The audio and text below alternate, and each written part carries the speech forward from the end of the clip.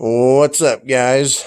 Gonna do a quick video on how to replace the oil pan gasket. This is on a 2005 Ford E350 with the 6.8 liter V10. First thing obviously you want to do is drain your oil, and then remove the oil filter. While that's draining, you can remove the air filter housing, which is located right up in here. So once you have that removed, you want to remove the bolt for the oil fill right there. And since you're going to be jacking up the engine, you want to loosen up the fan shroud so the fan doesn't come up and break a blade or something like that, or break the shroud. So once you have all that done, you want to go up underneath the vehicle.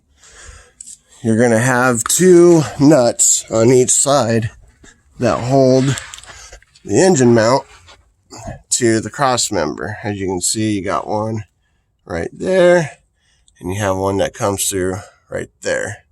And you're going to have, like I said, two on each side. They are 18 millimeter.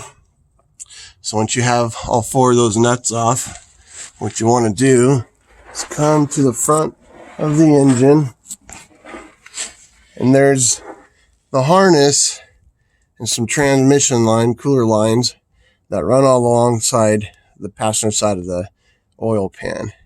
And if you see up there, there's that stud right there. There's a nut that goes on it and a bracket that slides off of that.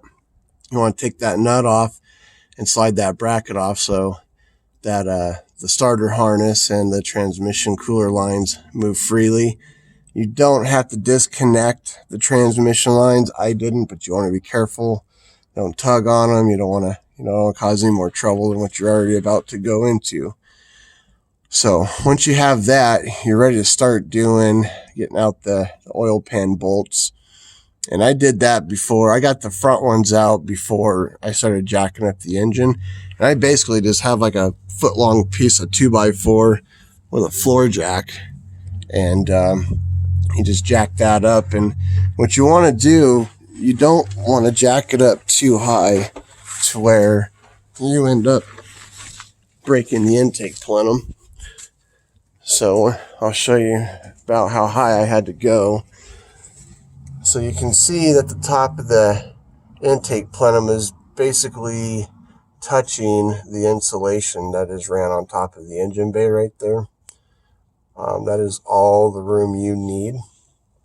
So once you have the motor jacked up in the air to this point, you'll be able to get this oil pan out. The tricky thing is the oil pickup is going to be in your way to get the pan all the way down. And so what I did is you go over to the driver's side part of the vehicle here. See if I can get you a good shot of it. The oil pickup in the back is held on by a 10 millimeter nut. Let's see if I can get it up in there without dropping my phone or my flashlight. Let's see, where are you at? Oh, yeah, right there. See? So that's a 10 millimeter bolt. And you basically just want to have it loose about halfway. And once you have that loose, of course, it's obviously, once you have all your bolts out, let's go to the front of the vehicle, where the front part of the oil pickup bolts into the oil pump itself. You're going to have two 8 millimeter bolts, which are those guys right there. So once you loosen that 10 millimeter bolt back there I was just showing you, you remove both of these bolts. They're about 1 inch long, like I said, 8 millimeter. Then the pickup kind of flops around a little bit to where this pan will literally just fall out. And it's kind of a heavy pan, so just kind of be careful with that. So once you have the oil pickup loose and you have the pan out, good to clean out the pan and all that stuff, the gasket will be stuck to the engine block, and then you just kind of pull it down. And there's 4 crucial points on doing this oil pan gasket. You want to use some RTV on all four corners. So you want to use RTV where the mating surfaces are for the front timing cover and the engine block itself on both sides. And then on the back, same thing. You'll see where you'll have two mating surfaces on the back right there. You want to use a dab of RTV on those four corners.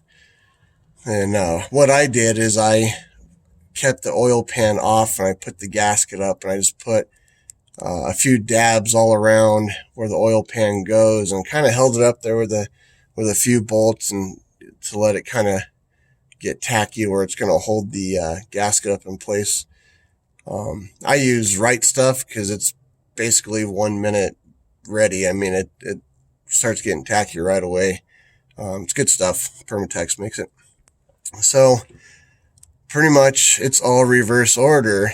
Once you're ready to put the pan back up, you just kind of have to maneuver around that pickup, and it'll hang up on you in a few spots. You know, you just gotta be careful.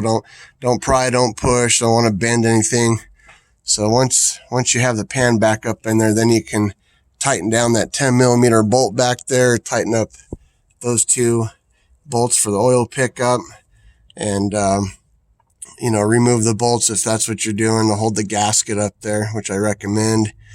And then just get the pan up and line it up with the holes and start putting your bolts back in. And once that's done, everything else reverse order. Pretty simple. Hope this video helps you guys.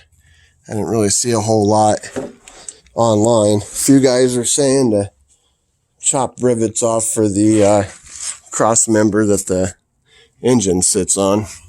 I wasn't about to do that. That's too much work. So hopefully it helps, guys. Good luck. Get your vehicle back on the road.